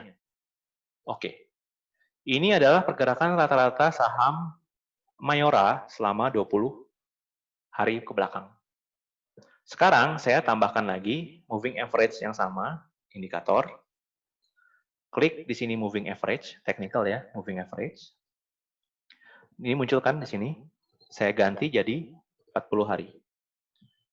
Style, ada juga yang pakai 5 hari, ada juga yang pakai 9 hari, ada yang pakai 20 hari, compare to 9 hari. Bebas, teman-teman. Tapi saya tunjukin yang paling simpel, 20 banding 40. Saya tebalin jadi oranye, biar kelihatan bedanya. Oke, di sini kelihatan nggak teman-teman? Dia intersect di sini. Ini kan tadi 40 hari nih. Ini agak downtrend trennya, baru dia berbalik arah, naik lagi harga sahamnya, terus sempat berbalik sedikit downtrend, baru berbalik lagi sampai sekarang adalah uptrend. Harga MA20 lebih besar dibanding MA40. Cukup nih. Berarti dia boleh masuk watchlist. Ini kan, nih kelihatan nih kan, kalau saya zoom out, dia naik nih. Pergerakannya agak semakin menaik nih. Walaupun agak sideways di sini, dia mulai naik lagi. Ditambah MA20, MA40 tadi ya, kelihatan lebih besar di sini, berarti ini boleh masuk wishlist. Watchlist. Wishlist lagi, watchlist. Nah, ini baru MA20, 40. Sekarang kita cari RSI-nya. Tambah lagi indikator di sini. Indikator. Nah, popular RSI. Nah, RSI di sini teman-teman lihat ada garis putus-putus, ya. Itu di angka 70. Garis putus-putus di bawah di angka 30. Dia ada di posisi 52,7 di antara 30 dan 70. Berarti masih wajar. Artinya Mayora boleh masuk watchlist. Belum tentu harus dibeli, masih masuk watchlist dulu. Nah, kemudian kita harus cari apakah di harga ini kita boleh beli. Oke. Caranya pakai tadi Fibonacci. Fibonacci itu bukan di indikator di sini ya, bukan, tapi di sini. Ada pilihan Fib retracement. Nih, Fib retracement. Fib retracement itu kita harus cari dulu mana titik terendah dan titik tertinggi. Di sini. Kalau kita cari ke belakang sih ada lagi ya titik terendah tertinggi, tapi yang paling jauh dan paling terdekat yang masih masuk akal ya, make sense, tergantung masing-masingnya. Kalau saya mau tarik dari sini sampai ini paling tinggi ya. Nah, ada juga yang nariknya itu dari mulai sumbunya yang paling bawah ini nih paling bawah nih paling kecil, dan ke sumbu yang paling atas ini. Jadi si ekornya itu, candlestick-nya, stick-nya. Tapi saya mau tarik dari bawahnya ini. Apakah ada bedanya? Beda, cuma beda tipis tapi nggak terlalu berpengaruh signifikan. Tapi overall rasionya sama. Nah, sekarang saya klik Fib retracement, kemudian saya klik di sini, sekali klik, baru otomatis dia sesuaikan. Nah, ini adalah golden ratio-nya, dari sananya, perhitungannya, baru saya klik di harga paling tinggi di sini. Klik. Nah, ini adalah Fib retracement. Ketahuan ya di sini ada merah, ada hijau muda, hijau, kebiruan, dan sebagainya sampai yang paling bawah. Nah, kita lihat sekarang di sini. Ada garis yang merah di sini. Lihat harga di sekarang masuk ke range yang mana? Berarti masuk antara sini dan sini. Oke. Nah, tadi sekali lagi Fib retracement-nya kan diambil dari paling rendah ke yang paling tinggi. Nah, ini dapatlah range atasnya ini, range bawahnya ini. Saya pasang garis biar lebih jelas. Saya pakai garis horizontal. Ke sini, klik horizontal line. Pasang yang di atas. Dan saya pasang lagi yang di bawah sini. Nah, saya tebalin. Yang di atas saya dikasih hitam, tebalkan. Yang di sini saya kasih hitam juga, saya tebalkan. Oke, ini adalah garis resistance, ini adalah garis support. Oke. Sampai sini pekerjaan teman-teman analisa selesai. Tinggal cek, oh harganya dia nih yang closing di sini, dia agak ke tengah-tengah nih. Berarti nggak dekat ke resisten, nggak dekat ke support. Berarti wait, ini masuk watchlist saja, belum beli dulu. Oke, itu. Analisa simpel itu. Teman-teman rutin aja ini update setiap hari gitu ya, analisa. Atau setiap 2 hari, 3 hari sesempatnya teman-teman. Tapi saya sarankan tiap hari. Di luar jam kerja ya, bukan pas jam kerja. Karena pas jam kerja juga nggak berguna juga. Karena kan bergerak terus harga sahamnya. Lebih baik setelah jam kerja, setelah closing, baru kita analisa. Besoknya baru ambil positioning. Mau beli atau mau jual. Nah, kalau udah kayak gini, si VIP-nya boleh teman-teman buang. Tinggal ke filter, object tree sini ya, atau layer, baru cari VIP retracement, sembunyiin aja. Nah, dengan, VIP retracement, saya sembunyiin aja. Oke, dengan gini, di sini ada support, ada resistance. Ini adalah support. Support. Yang di sini adalah resistance. Oke. Sip. Gitu ya. Dia closing di sini sekarang. Berarti lumayan dekat ke support, tapi masih lumayan jauh. Misalkan kita targetkan beli di sekitar sini. Atau kalau mau sabar sekali, tunggu sampai dekat support beli pun nggak apa-apa. Tapi itu jarang kejadian untuk yang kinerjanya bagus. Mayora lumayan. Nah, terus ini dicek ke apa namanya? Taruhlah misalkan Mayora itu kita nggak apa-apa deh, karena ini ke resisten juga masih jauh, saya mau beli aja di harga segini di besok hari. Oke, saya siap-siap menyiapkan analisanya. Nah, untuk analisanya teman-teman, kita ambil posisi long dan short menggunakan tools ini. Di sini, long position, ambil di harga saat itu. Ini. Artinya, kita akan beli di harga, sorry, saya tutup. Di harga 24.20. Oke. Dan kita akan take profit di sini di harga 2496 by default dari aplikasinya dia. Tapi kita bisa tentukan sendiri nih teman-teman. Kalau kita beli di harga 2420, kita edit aja di sini. 2420 koordinatnya. 2420 saya edit. Baru misalkan saya mau ambil profit, ini contoh ya, nanti tergantung teman-teman dan jarak ke resisten. 100 poin dari harga sekarang. Dan saya mau ambil ruginya cuma 50 poin. Atau ini masih bisa 150. Nah, di sini, dan saya mau rugi, masih toleransi rugi di 75 poin. Nah, ini lihat ya, perhatikan teman-teman. Saya ngambil keuntungan 150 poin dari harga sekarang, harga 24.20. Saya pasang rugi di 75, setengah dari selisih keuntungan yang mau saya ambil. Kenapa, teman-teman? Karena trader pemula ini kan masih belum, kadang-kadang judgment-nya salah. Kadang-kadang dia turun, kadang-kadang dia naik.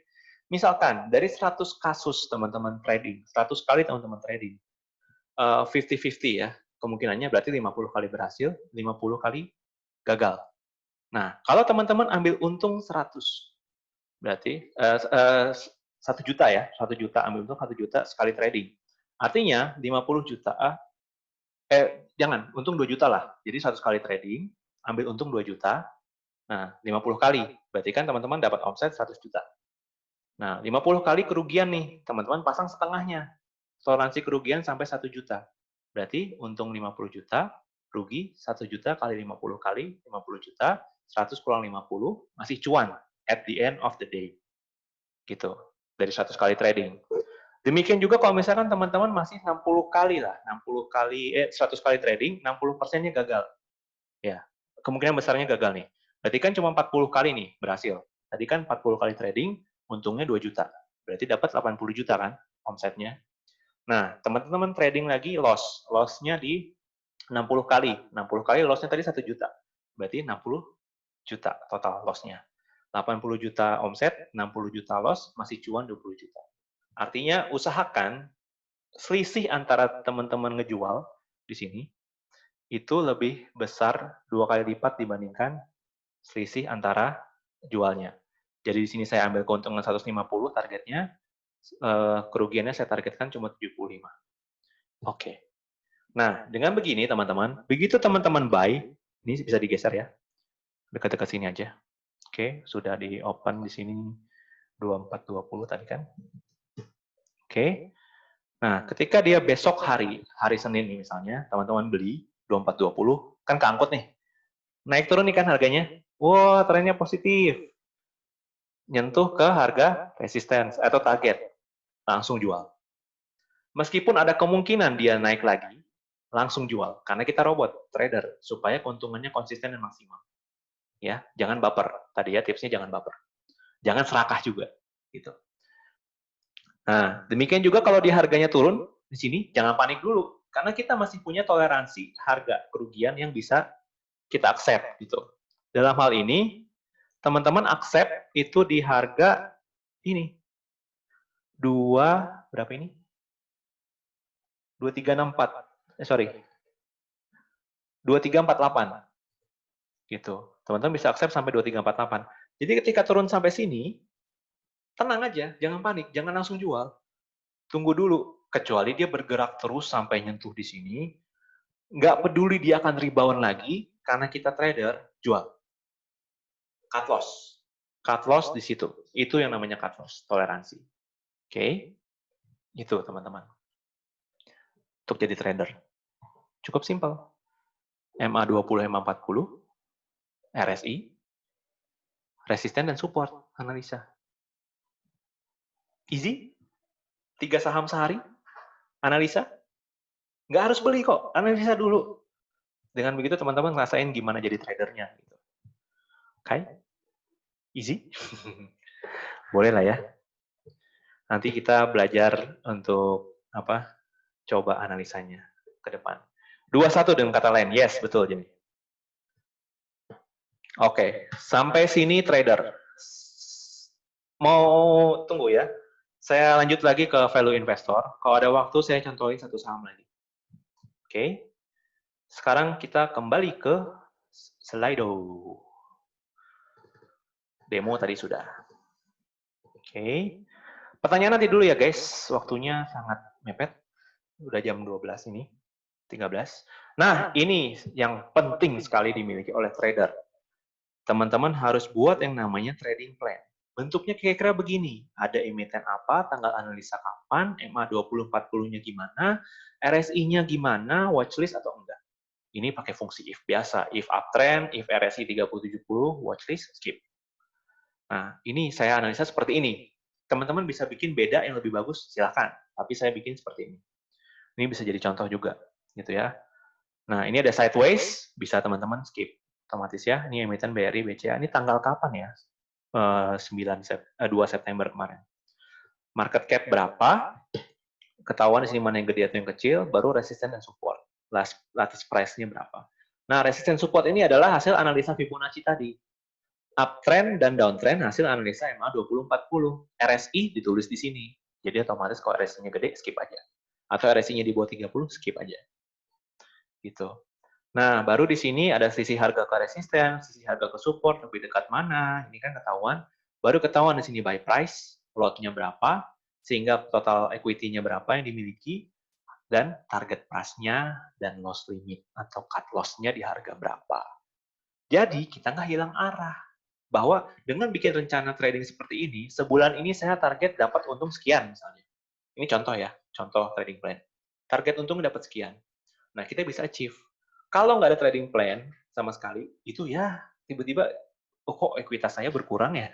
Rugi di mana saya gitu? Oh ternyata kebanyakan cut loss gitu. Dan analisanya nggak pas gitu. Oke, ini kira-kira. Jadi ada target price, ada loss limit. Ini kalau teman-teman mau jadi trader. Ini nggak boleh lupa trading plan. Update berkala. Tiap malam boleh, kalau teman-teman selesai mau tidur ya, lihat saham gitu ya, misalkan setelah berdoa sambil lihat saham, atau lihat saham dulu baru berdoa supaya besok bagus gitu kan. Itu juga bisa gitu. Nah, itu cukup manageable kan? Nggak susah kan jadi swing trader, analisa malam, pagi eksekusi, taruh pasang harganya. Memungkinkan untuk dilakukan pegawai yang sangat sibuk untuk jadi trader. Gitu. Itu kira-kira dari trader. Oke? Sekarang ke value investor. Bagi teman-teman yang minat jadi trader, tolong dikesampingkan lagi mindset-nya, bukan ngomongin momentum atau pergerakan support resisten lagi, tapi ke valuasi perusahaan. Harganya wajar atau tidak, pendapatannya bagus atau enggak, kinerjanya bagus atau tidak. Itu, fokus, berubah mindset dulu ya, ubah mindset. Ini kita mau beli bisnisnya nih untuk jangka panjang. Ya, value investor tuh beli bisnisnya.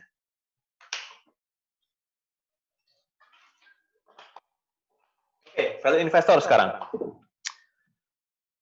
Fundamental itu minimal 4 indikator ini. Untuk basic, itu udah cukup. Tapi, kalau teman-teman mau lebih mahir lagi, ada yang namanya intrinsic value. Ada yang namanya MOS. Ada yang namanya, apa itu, rasio. Pokoknya macam-macam rasio, teman-teman. Yang teman-teman bisa dapati di pasar. Tapi, kalau makin banyak tools yang teman-teman tahu, semakin pusing. Nah, kalau saya bilang 4 ini udah lumayan cukup untuk analisa fundamental. Connection unstable. Oke, tadi sempat putus-putus ya, sorry. Nah, yang pertama ada IPS, earning per share. Jadi gampang, pendapatan earning per share.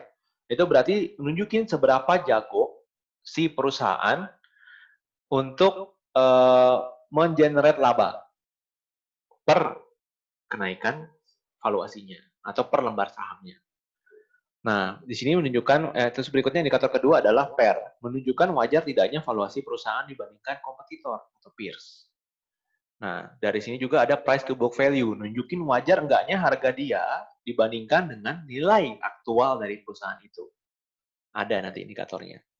Baru return. Return itu ada ROA dan ROE, menunjukkan seberapa efisien perusahaan tersebut. Kalau ROA itu adalah return on asset, berarti dari aset total yang dia punya, berapa persen yang dikonversi menjadi laba. Berhasil dikonversi menjadi laba.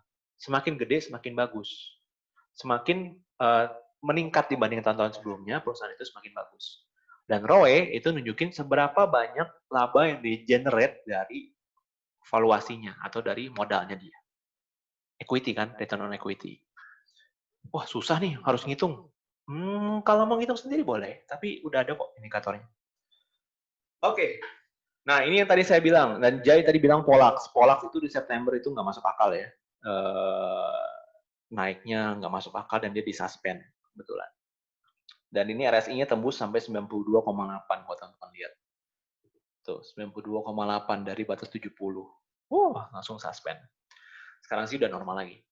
Oke, kalau mau masuk udah kadung ketinggian harganya, ngapain gitu kan. Kalau trader. Oke. Dan juga ini pasti turun terus ya, karena Polax nggak terlalu bagus kinerjanya. Oke, ini EPS. Contoh dari PT Yakinta Pelestari, ada jumlah saham berapa, labanya berapa, tinggal laba dibagi lembar sahamnya. Berarti Rp1. Labanya kan tadi 500 juta ya. Nah, EPS sekarang, karena laba kuartalnya 130 juta dikali 4, berarti kan sekitar 6,2 ya. Gitu. Nah, berarti EPS-nya dia 1,2. Berarti naik nih. Dari tahun sebelumnya tuh naik EPS dia. Lihat 3 tahun terakhir trennya, EPS dia masih positif atau enggak. Plus compare to kompetitor. Karena kalau bandingin laba nih ya ke teman-teman, ke kompetitor, misalkan bandingin antara BRI, BNI, BCA, Mandiri. Itu labanya nggak apple to apple. Mandiri gede banget, BRI gede banget, BNI gede banget, kayak nggak kecil gitu ya. Tapi kalau dibagi per lembar sahamnya, jadi apple to apple. EPS-nya berapa masing-masing itu? Gitu. Ini untuk ngebandingin laba dibandingkan kompetitor, satu. EPS-nya, kemampuan mengenerate laba dibanding kompetitor, dan juga EPS dari 3 tahun terakhir dicek. Naik, turun, membaik, memburuk. Kalau naik berarti jangka panjangnya bagus. Gitu. Nah, ini contoh di aplikasi sudah ada dikasih ya, EPS-nya berapa sekarang. Unilever tuh lumayan tinggi dibandingkan dengan kompetitor gimana, dibanding dengan tren sebelumnya gimana. Itu. Nah, kalau ini sih dilihat dari current 196, ini annualnya 195, ya not bad lah ya. Tinggal cari historinya berapa. Ini ada trennya di aplikasi. Baru ada PER, price to earning ratio. Artinya EPS-nya berapa tadi ya, dibandingkan dengan harga saham di market saat itu. Jadi, misalkan EPS-nya 1, ini 115, berarti harga dibagi dengan EPS. 88 kali. Gitu. Nah, makin rendah PER, makin bagus. Mendekati 0 makin bagus, tapi lihat dulu dari kinerja perusahaannya. Jangan, cari yang PER-nya mendekati 0, kalau kata Yano, no, nggak gitu. Cari yang PER-nya mendekati, makin murah dibandingkan kompetitor. Itu basicnya. Walaupun PER ini ada indikator turunan lagi nanti, itu di level kedua, kalau teman-teman minat, saya bisa bikin kelasnya lagi, untuk bandingkan sama kompetitor dibandingkan dengan growth-nya, growth bisnisnya dia. Ketahuan nggak PER-nya ini potensial naik ke depan atau enggak. Berikutnya dari PER ini, gitu ya, ini contohnya. 40 kali, Bo. Jadi ini bahasa gampangnya adalah harganya dia itu 40 kali lipat dibandingkan kemampuan dia mengenerate laba per lembar saham. Gitu. Artinya dia khasnya blue chip lah, kemahalan. Cuman ini posisi per bulan Juni kalau nggak salah. Atau per bulan Mei ya. Sekarang sih udah PER-nya lumayan murah. Nanti kita lihat level. Gitu. Nah, ini berarti harga sahamnya harus naik 40,9 kali dulu, baru labanya muncul Rp1. Jadi kalau secara investasi jangka panjang ini agak mahal. Tapi karena labanya Unilever cenderung konsisten, bisa jadi opsi untuk jangka panjang. Berikutnya ada PBV. PBV itu simpelnya adalah harga saham dibandingkan kekayaan bersih per lembar saham dari perusahaan itu. Nilai buku aslinya. Contoh, tadi PT YTL itu punya aset 80 miliar, hutangnya 40 miliar. Berarti kekayaan bersih dia 80 kurang 40, 40 M. Net worth-nya per lembar saham berarti 40 miliar dibagi 5 juta lembar. 8 juta. Nah, 8.000, sorry, 8.000. Nah, harga sekarang kan 115. 115 dibagi 8.000. 0,014 kali. Nah, PBV di bawah 10 itu berarti kalau kita eksekusi sekarang, kemungkinan dapat capital gain tuh bagus. Maksimalnya ya PBV itu 10 sampai 15. Ini textbook-nya gitu, 10 sampai 15. 10 sampai 15 kali gitu. Jadi harga sahamnya naik 10 kali, per kekayaannya si perusahaan itu baru naik 1 rupiah gitu. Bahasa gampangnya 10 sampai 15 ini. Gitu ya. Jadi ingat aja seperti itu, 10 15. Oke. Nah, terus berikutnya PBV. Ada di sini, current book value 42,5. Gampang, nggak perlu hitung. Udah ada dari sananya. Ini lumayan gede nih, terlalu mahal. Kalau saat data ini direkam. Tapi sekarang sih udah murah, nanti kita lihat. ROA, ROE ketahuan laba bagi total aset, laba bagi total modal kalau ROE. 0,6, kalau meningkat berarti bagus. Dan bandingkan sama kompetitor satu marketnya dia ya. Jangan bandingin ROE-nya BNI sama ROE-nya Adaro, jauh. Bisnisnya beda, kejauhan. Hati-hati. Oke, ini ROA ROE ketahuan, artinya di sini ROE-nya Unilever ini luar biasa. Artinya 1 rupiah modal naik gitu ya, sahamnya naik harganya. Dia bisa jadi laba 1,04 kali lebih besar. Mantap. Sementara itu perusahaan asetnya misalkan naik 100 kali naik asetnya, itu baru dikonversi laba jadi 34 kali. 34 kali. Jadi itu not bad dibandingkan dengan kompetitor dia. ROA gitu. Nah, saatnya demo. Ini fundamental paling simple, tapi paling tricky ya. Saya akan sharing layar yang lain lagi. Ini, masih kasus yang sama ya, Mayora sekarang. Kita kembali ke company page. Kelihatan ya layar saya ya. Internet unstable. RTO. Oke, udah connect lagi. Oke. Aduh, RTO lagi.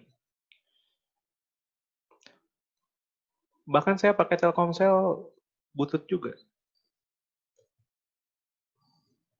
Apa dia udah protes? Ping di atas 500 ini.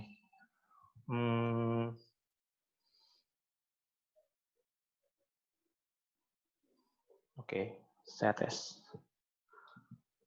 Mayora. Kalau agak lagi, maaf ya teman-teman, pingnya lumayan tinggi nih. Udah siang, trafficnya naik kayaknya. Tapi saya usahakan nih selesailah yang sekarang. Mayora. Oke, saya loading lagi supaya aman. Di atas 100 pingnya. Oke, ini Mayora. Sekarang kita mau lihat indikatornya. Cocok nggak Mayora ini untuk jangka panjang? Itu yang pertama. Kita lihat dulu di Keystat. Nah, Keystat ini ada macam-macam. Kita lihat PE 28. PE tadi rumusnya apa? PE, ada yang ingat? PE. PE itu makin rendah makin bagus. Nah, terus lihat di sini ada IPS, ini 28 lumayan tinggi, tapi masih ya oke lah, nanti dibandingin sama kompetitor. IPS 94, time to market, time to money, terus habis itu 83 yang sekarang di analyze. Oh, sorry, kepencet. Baru kita lihat di sini net income naik ya. 187171, 988, 2020 sampai sekarang di analyze 1877.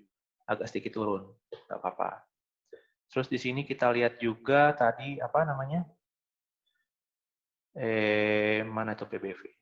Saya lupa lokasinya dia.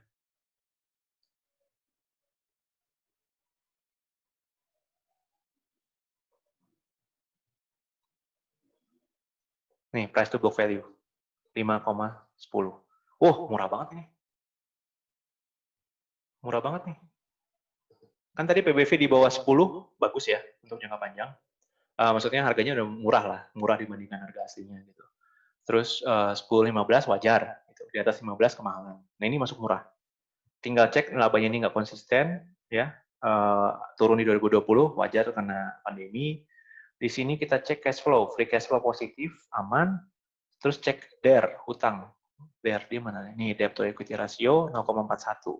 Tinggal lihat trend historisnya dia. Kita cek di financials. Ini kita perspektifnya ini ya, filter singkat. Kalau teman-teman lupa tadi DER-nya berapa ya, PER-nya berapa ya, catat aja dulu. Teman-teman catat, simpulkan dulu, baru cek financialnya. Cek di sini PBV-nya 4,7, 3,9, ini murah nih, under value. Terus di sini ada net debt, makin turun, bagus. Oke, baru kita lihat di sini income. Loadingnya lumayan. Oke. EBITDA. Di sini. Agak menurun. Jadi ini warning. Oke, untuk jangka panjang. Tapi termasuk undervalued saham ini. Sekarang kita cek history. From the chart. Oke. Dibanding, comparison. Kok fund aja sih? Comparison. Nah, ini dia otomatis pilihkan kompetitor dia, INDF, ICBP, TBLA, di segmen yang sama. Nah, ini kita lihat PER-nya, PE rasionya 288, INDF 11, ICBP 17. Berarti masih lebih rendah dia, gitu ya. PE rasio juga otomatis ada di sini. Earning yield juga ada. Book value, Mayora lumayan tinggi. Ternyata Indofood lebih murah. Oh gitu, berarti saya kayaknya mending coba cek ke Indofood deh. Gitu. Nah, coba lihat kemampuan generate laba. Net profit dia ternyata 0%, 0, sekian dibandingkan gross profit-nya.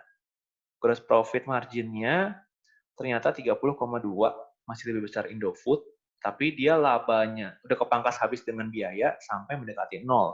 Wah, ini hati-hati nih indikatornya. Baru cek ke ICBP. Oh, ini mendingan nih. Kayaknya saya masuk ICBP deh, kalau ada budget. Gitu. ICBP kan tadi premium. ROA-nya 12, ROE-nya bagus. Sama. Gitu ya. Terus current ratio, quick ratio, itu juga bisa teman-teman pelajari. DER 0,41, 0,09. Oh, bagusan ICBP. Dividen 30, 215. Not bad. Dividen payout-nya 3375. 976. Gitu. Ya, mendingan ICBP jauh. Jauh banget. Gitu, book value, price to book value per share.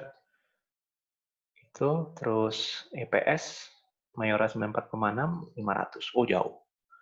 Jauh sekali. Kayaknya kesimpulan capailah ke Indofood. Mari kita beli Indofood untuk jangka panjang dibandingkan Mayora. Gitu teman-teman. Jadi EPS tadi, terus book value. Ini agak detail nih kalau untuk ngomongin investor, karena menurut saya juga nggak bisa di cover di sesi sekarang karena kita harus compare lagi ke kinerja dia, bedah sales-nya dari mana, omset dia paling tinggi dari mana, yang turun dari mana, sampai potensial risk-nya dia dari mana, termasuk efeknya ketika dia posisi Pine Hill ketika ngomongin Indofood. Kayak gitu. Jadi intinya 4 tadi udah cukup. Kalau teman-teman lihat indikatornya tadi sesuai patokan. EPS makin gede makin bagus, makin naik tumbuh semakin bagus. PER makin murah makin bagus, tapi lihat ke kompetitor. PBV 10 sampai 15 itu makin bagus ya. PBV 10 sampai 15 itu makin bagus. PBV 10 sampai 15 wajar, di bawah 10 berarti bagus. Terus yang terakhir ROA makin tinggi makin bagus dibandingkan sama kompetitor, makin tinggi makin bagus. Itu bisa masuk watchlist. Nah, masih sampai watchlist saja. Ternyata putus-putus. Halo, tes. Mulai protes nih sinyalnya. Padahal pakai Telkomsel. Oke, putus-putus. Ah, udah normal lagi nih. Ampun, sorry lagi. Normal lagi. Oke, kayak gitu. Nah, tadi kan kriteria tadi, 4 kriteria tadi, baru sampai watchlist. Teman-teman harus bedah laporan keuangan, prospeknya, rencana ekspansi. Bagus nggak untuk jangka panjang? Itu kalau jadi investor. Tapi uang pensiun teman-teman terjamin. Setelah analisa capek sekarang, teman-teman cicil sahamnya sampai 1 juta lembar, diamkan, baru jual saat dekati pensiun atau jual saat anak kuliah. Itu adalah value investor. Kenapa saya berubah dari investor menjadi trader? Karena nggak kuat sama persentase keuntungannya. Baperan gitu. Akhirnya saya putuskan beralih jadi trader. Gitu ya. Beralih jadi trader. Kurang lebih itu kalau dari value investor. Sekarang saya akan kembali ke PowerPoint. Oke. Sekarang untuk value investor, sedikit lagi ya teman-teman, sampai ke pertanyaan jawab. Gimana cara kelola? Jangan banyak-banyak teman-teman, maksimal 5 emiten, supaya kita fokus. Supaya juga, orang yang beli saham banyak ya, itu tandanya dia nggak ngerti. Coba 5 dulu. 5 dulu. Kecuali makin banyak dananya, makin agresif teman-teman mau invest, ya silakan tambah. 5 dulu maksimal. Variasikan di 2-3 sektor, manufaktur, retail bank, mining, retail bank, supaya bagi risiko gitu ya. Kalau semuanya bank, anjlok berantakan teman-teman. Nah, terus variasikan antara tadi saham-saham selebritas sama saham-saham selebgram. Gitu. Yang LQ45 kan selebritas nih, banyak yang ngamatin, banyak yang foto-foto, salah sedikit komentarnya bisa 1 minggu di koran gitu ya. Saham selebgram kan paling cuma sebentar. Nah, divariasikan seperti itu. Tapi karena selebriti, banyak yang cari, banyak laku, banyak duitnya di situ. Lebih konsisten lah bisa dibilang. Oke, nah berikutnya, apakah investor juga nggak boleh cut loss karena saya megang jangka panjang? Nggak juga teman-teman. Investor itu harus cut loss saat kinerja portofolio dia jauh lebih rendah dibandingkan IHSG. Contoh, IHSG dalam sebulan terakhir anjlok 15%, tapi sahamnya turun 30%. Itu better kita, halo, halo, halo, halo, halo, halo, duh, putus-putus lagi. Halo, halo, halo. Coba saya pindahkan lagi sinyalnya sebentar ya, putus-putus. Oke, sebentar. Sorry ya, persinyalannya.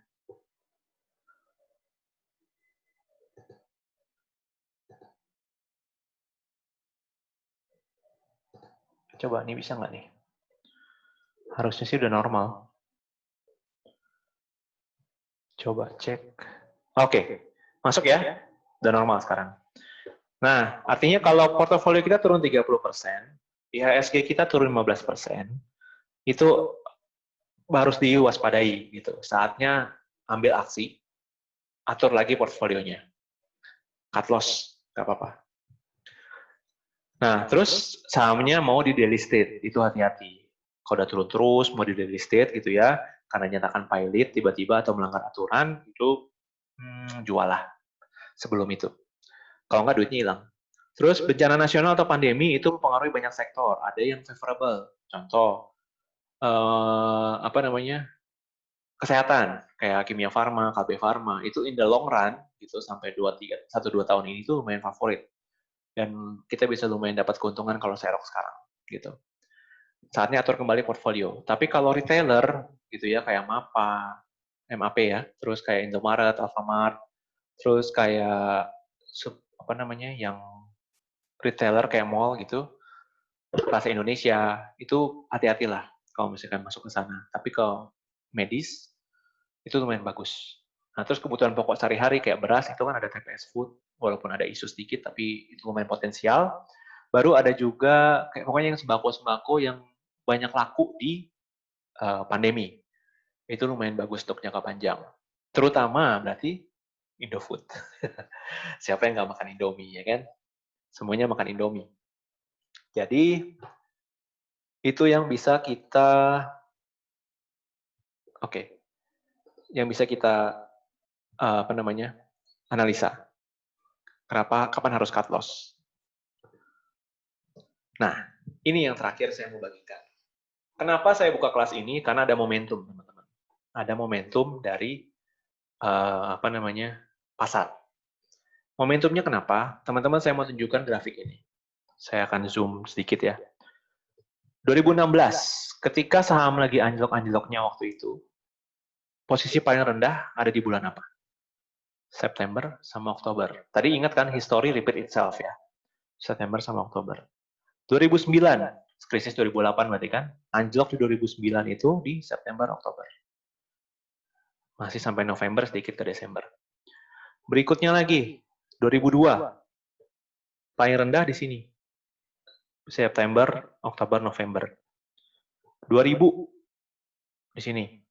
September dan November paling rendah. Sama trennya. Kalau nggak percaya lagi, ini rekapnya.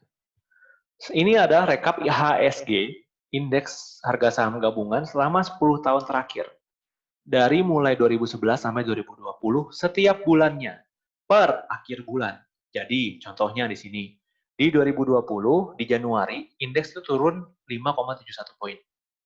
Gitu. Nah, ini direkap di setiap tahunnya. Di sini di bawah ada summary. Dari total tahunnya, berapa kali dia naik, berapa kali dia turun. Di Januari, dia naik 7 kali, turun 3 kali. Berarti kemungkinan dia naik itu 70%. Di September, bulan ini, yang mana Senin dan Selasa itu adalah end of month, ada kemungkinan dia naik cuma 40% dibandingkan bulan sebelumnya. Oke, dia cuma naik 4 kali, turun 6 kali. Artinya, posisi September ini kemungkinan akan banyak saham yang diobral. Jadi, ketika teman-teman menjadi investor jangka panjang, udah analisa yang mana yang paling bagus sahamnya ya. Aduh, sorry nyetrum. Analisa sahamnya yang paling bagus mana, jangka panjang yang mana yang bagus, saatnya serok sebanyak-banyaknya di September ini. Kalau kelewat dari September pun, masih ada periode kedua di November. Di Oktober dia akan ada kemungkinan 78% naik. Ya. Di November, itu dari 9 kali kesempatan, dia cuma 2 kali naik, 7 kali turun. Obral lagi di sini kemungkinan. Ini masih tren historis ya. Dan somehow ini berulang setiap tahun. 10 tahun kok, kurang apa lagi trennya kan 10 tahun. Gitu. Nah, ini turun di sini. Di November. Gitu. Baru Desember pasti naik. 9 kali naik, pasti naik harga saham. Nah, artinya teman-teman bisa masuk di September dan November ini, memanfaatkan momentum ini, beli sebanyak-banyaknya, kalau trader terutama ya, jual di bulan April. Lihat ini, Desember naik, Januari naik, Februari naik, Maret naik, April naik. Jual. Beli rendah di September, jual di April. Atau yang mau jangka panjang value investor, di setiap September, November, belanjalah, tambahlah portfolionya. Gitu. Mumpung momentumnya ada nih, September, November. Oke? Mumpung ada momentumnya. Itulah kenapa saya bikin kelas ini. Oke, sekarang call to action. Coba cek profil risiko kalian. Apakah moderat, apakah konservatif, atau apakah agresif? Cocoknya invest di mana? Tadi kan ada kuadran tuh. Cocoknya invest di sebelah mana? Kalau mau investasi saham, tetapkan mau jadi trader atau mau jadi value investor. Karena nggak bisa digabung. Cara analisanya bisa digabung, tapi perspektifnya nggak bisa digabung. Nggak bisa tiba-tiba trader jadi investor, investor jadi trader. Secara teknis bisa, tapi secara keuntungan nggak akan maksimal. Malah biayanya gede gitu. Tetapkan mau jadi apa. Baru kemudian download dan registrasi aplikasi trading saham. Sampai buka RDN. Ya. Nggak diisi juga nggak apa-apa. Nggak dipakai juga nggak apa-apa. Cuma belajar analisa juga nggak apa-apa. Coba dulu. Gitu. Nanti kalau misalkan, nah di situ juga kan mereka punya virtual trading atau virtual account virtual ya. Nah itu bisa teman-teman coba dikasih modal bohongan 100 juta, invest di harga sekarang, harga asli. Bener nggak keputusan bisnis saya beli ini, nyata saya cek 2-3 bulan kemudian, nyata masih bagus nih. Oh nyata saya tepat, ya udah, saya mulai top up, saya mulai belanja. gitu. Yang penting buka dulu akun tradingnya, supaya nanti saat anytime teman-teman pede masuk silakan. Baru setelah itu latihan analisa dulu.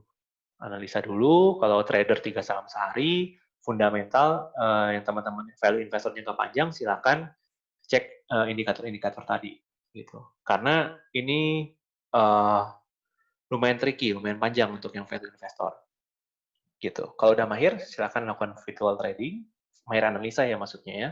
Kalau udah pede virtual trading, untungnya bagus, silakan investasi. Kayak gitu teman-teman. Oke, mungkin itu slide terakhir saya, teman-teman ya. Terus mungkin kita bisa, jangan pakai uang pinjaman buat trading saham, ya, sudah dibahas itu Pak Radita. Oh ya teman-teman, si Radita ini expertise ini ya, apa, loan management, jadi manajemen hutang. Kalau teman-teman merasa ada apa namanya masalah di hutang, silakan ngobrol sama dia ya, karena dia expertise-nya di situ. Si Radita ini. Nah, sekarang kita akan sharingkan si siapa sini. Oh ya, teman-teman. Kalau teman-teman tadi mau lihat seasonality ya, mau lihat Indofood nih. Indofood tadi kan, ini tambahan aja Xcool. Tinggal klik seasonality. Nah, cek 10 tahun terakhir. Indofood. Paling rendah di mana? Maret, Juli, September, November. Angkut. Oke. Kira-kira begitu. Oke. Nah, terus berikutnya kita ke pertanyaan ya di sini. Oh, ya, ini dia. Oke. Nah, maaf Om nih, trader sistem yang Bapak presentasikan tadi bisakah digunakan di aplikasi semacam Binomo? Oh, hati-hati kawan. Binomo itu bukan apa namanya forex ya, saya luruskan. Binomo itu adalah apa namanya binary app, binary apa namanya? Jadi kayak tebak-tebakan berhadiah gitu aja. Itu bukan forex sama sekali. Dan cara analisanya bisa jadi nggak dipakai. Tapi analisa saya yang tadi yang apa namanya support resistance, terus RSI, terus MA4020 itu bisa dipakai di forex, bisa. Dan juga trader commodity, dan juga trading emas itu juga bisa dipakai. Kalau trading ya, gitu. Nah terus jadi kemungkinan nggak akan bisa dipakai di Binomo. Dan saya tidak menyarankan investasi di Binomo karena itu bukan investasi, tapi tebak-tebak berhadiah. Plan tadi kita buat di Excel atau apa tadi? Saya buatnya di Google Sheet supaya anytime saya butuh di handphone saya bisa cek di Google Sheet karena kan online tuh. Atau teman-teman mau buat di Excel juga nggak apa-apa karena malamnya kan buka laptop, set di Excel gitu kan, price-nya berapa, lalu terjemahkan di grafik tadi long, ketahuan kan yang atas mau jual di harga berapa, mau cut loss di harga berapa, nah itu juga bisa di situ. Tapi mau di Excel, mau di Google Sheet juga bisa. Kalau saya bikin di Google Sheet. Terus koreksi, kena enggaknya support resistance itu belum tentu per hari ya. Jadi besoknya perlu setting harga di aplikasi. Yes, betul. Belum tentu per hari. Kalau saya lebih cenderung kayak gini. Kalau misalkan support resistance itu, saya pasang 2 offering di situ. Jadi misalkan saya udah punya Indofood di situ ya, saya mau jual di dekat resisten di target price. Saya pasang standby apa namanya offer di situ. Jadi kayak good to call kalau bahasanya ya. Saya set malam di harga misalkan 11.000 standby aja gitu. Jadi kalau begitu nanti harga bergerak ke 11.000 otomatis offer saya diangkut. Nah, terus kalau misalkan cut loss-nya di berapa? Misalkan tadi beli 10.000, saya berani cut loss di 9.900 misalnya. Nah, begitu dia 9.900, saya pasang di harga 9.900 juga. Jadi, dua standby harga ini, siapapun yang nyangkut duluan, saya bisa dapat untung atau bisa mengamankan, menghindari diri saya dari kerugian lebih lanjut. Good to call. Tapi itu karena saya pakai Stockbit, nggak punya aplikasi auto buy atau auto sell. Kalau teman-teman pakai iPod atau pakai Ajaib Investasi, dia punya fitur auto buy atau auto sell, setahu saya, atau sell. Jadi misalkan harganya itu berapa, teman-teman langsung mau pasang standby offer di situ, langsung ambil, angkut di harga berapa. Atau jual di harga berapa itu bisa, dia dua aplikasi itu.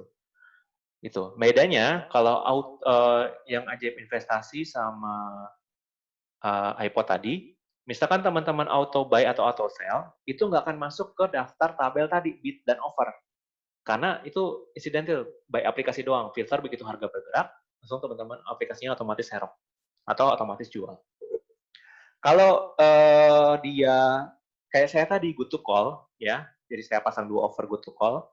Nah itu otomatis apa namanya saya ke data tuh di bid dan offer tuh di harga berapa. Saya mau nge-offer di 2 harga gitu. Gitu ya. Oke, Yano bisa kasih example analisis compare 2 companies yang worth it masuk watchlist atau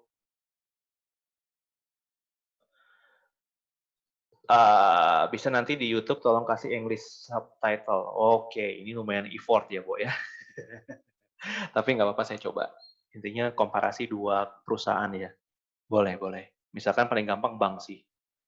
Oke, itu kali ya, udah kejawab. Di chat ada pertanyaan kah, teman-teman?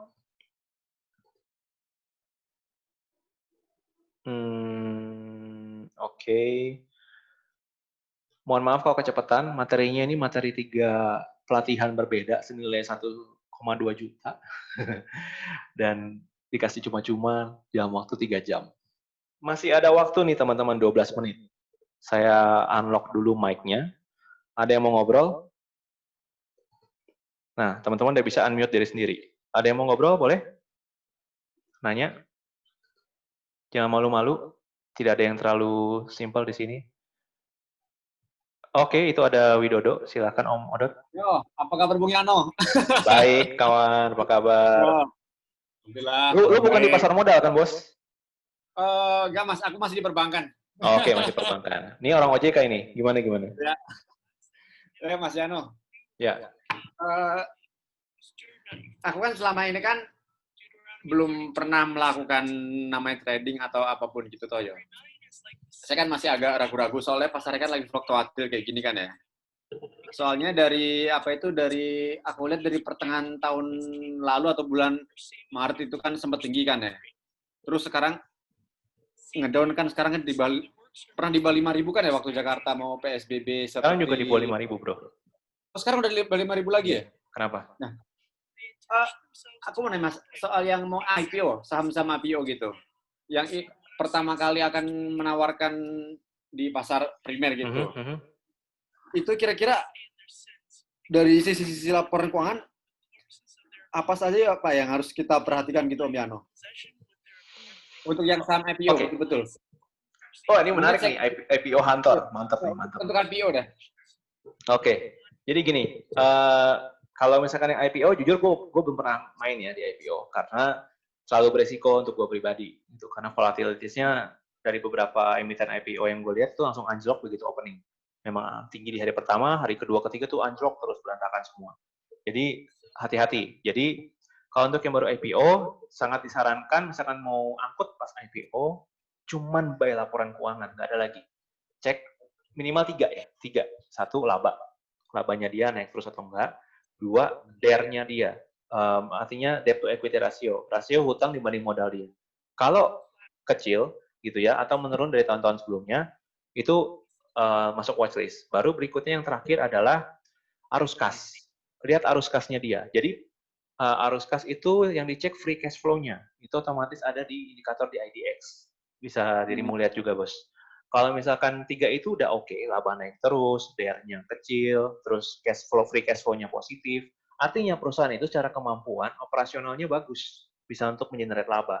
Karena ada perusahaan yang labanya positif, tapi cash flow-nya negatif. Artinya dia nggak akan konsisten labanya dia itu, gitu. Minimal 3 itu yang dilihat kalau dari IPO. Nah, cuman saran saya, kalau misalkan baru masuk, jangan mulai masuk di IPO dulu, tapi setelah IPO diterbit, cek performa seminggu 2 minggu setelahnya. Pasar sekunder aja masukin. Gitu sih, karena agak tricky juga. Ya, satu lagi Mas Yano, sorry, untuk sektor ya. Saya lihat ini kan sektor properti sekarang kan lagi turun kan ya, mungkin gara-gara virus atau apa gini ya. Oke. Sektor properti lagi turun kan ya. Kita kira-kira dalam 2-3 tahun depan bakal booming lagi nggak? Contohnya kayak apa itu BUMN kayak Weton atau Wika gitu-gitu. Oh ya. Apalagi kan kita mau pindah ibu kota provinsi konon ke mana itu ke Kalimantan kan ya. Jadi atau enggak karena virus ini duitnya pasti juga terbatas. Itu aja Pak Yani. Sip. Gini, kalau gue lihat gini, ada 2 nama emiten yang lumayan prospektif ya. Yang pertama itu ini kasuistis, ada memang emiten propertis yang anjlok banget gitu ya. ada yang properties emiten yang bisa ada potensi untuk rebound. Yang pertama itu ada 2 nama yang disebut itu adalah BSDE. Bumi Serpong Damai apa gitu satu lagi. Pokoknya BSDE sama Pawon. Sama CTRA. Sorry. BSDE, Pawon sama CTRA. Tiga itu potensial rebound. Jadi kalau misalkan memang mau masuk ke properties, 3 itu bisa dilihat analisanya. Gitu ya. Itu sih dari rekomendasi di forum dan juga saya cek harganya satu lumayan murah, kemampuan generate labanya not bad, rasio-rasionya juga bagus. Gitu sih. Itu kalau misalnya masuk ke emiten properti. Satu lagi, kalau perbankan gimana menurutmu? Perbankan gini. Perbankan masih volatil. Kalau misalkan dirimu mau masuk, tunggu lewat periode September ini. Karena kalau misalkan masuk sekarang akan anjlok lagi. Gitu. Gua aja udah jual taking profit PNI kemarin, terus mau coba cash gitu ya, sama kalau misalnya mau angkut nanti nunggu September akhir. Begitu kira-kira. Oke? Mungkin itu. Oke, sip. Tapi kalau yang keempat bank tadi lumayan bagus ya untuk jangka panjang, silakan. Oke. Gimana yang lain? Ada lagi yang mau ngobrol? Nanti kalau untuk YouTube-nya itu dari awal banget, dari mulai buka saham itu apa, definisi tadi sampai analisa tradingnya. Gitu. Lihat ke IPO, oke nggak sih beli perusahaan IPO yang awalnya dari startup karena mereka kan besar dievaluasi. Harus lihat keuangannya ya. Harus lihat dari keuangannya karena nggak semua startup yang kemudian ke IPO itu labanya bagus karena kan yang dicari dari investasi itu kan 2 kan. Capital gain sama dividen gitu kan. Kemampuan di generate laba terutama termasuk tadi makanya saya lihat minimal 3 itu yang dilihat dividen labanya naik apa enggak, DR-nya rasio hutangnya dia kecil atau enggak, baru habis itu di bawah yang terakhir adalah cash flow dia. Itu aja positif atau enggak. Kalau masih positif bisa diangkut. Gitu sih. Sorry. Possible nggak sih itu perusahaan itu belum profit atau mungkin BEP doang? Jangan. Kan dirimu kan mau beli perusahaannya kan? Mau beli perusahaannya dia kan, gitu kan? Maksudnya untuk jangka panjang. Gitu. Kalau misalkan dia masih BEP, jangan lah. Bahkan perusahaan yang labanya positif aja, kalau ketika IPO, kadang-kadang beberapa rasio itu nggak masuk. Gitu. Jadi agak kompleks yang value investor ini. Gitu. Tapi itu sih minimal 3 tadi yang saya bilang. Laba yang pertama, terus rasio hutang, sama arus kas. Gitu kira-kira. Thank you. Oke, teman-teman, gitu ya. Mungkin kurang lebih itu dari saya. Mohon maaf atas kendala teknis yang ada. Dan maaf jika ada salah-salah kata. Terima kasih diskusinya yang sangat membuka horizon juga ke saya. Saya juga banyak belajar dari teman-teman. Oke, mungkin itu saya akan email blast link YouTube-nya. Terus materinya sudah teman-teman ada di di Google Drive, di email teman-teman boleh dicek, ada di bagian bawah gitu. Oke, itu aja mungkin. Kurang lebihnya mohon maaf, terima kasih. Selamat siang, salam sejahtera untuk kita semua. Oke.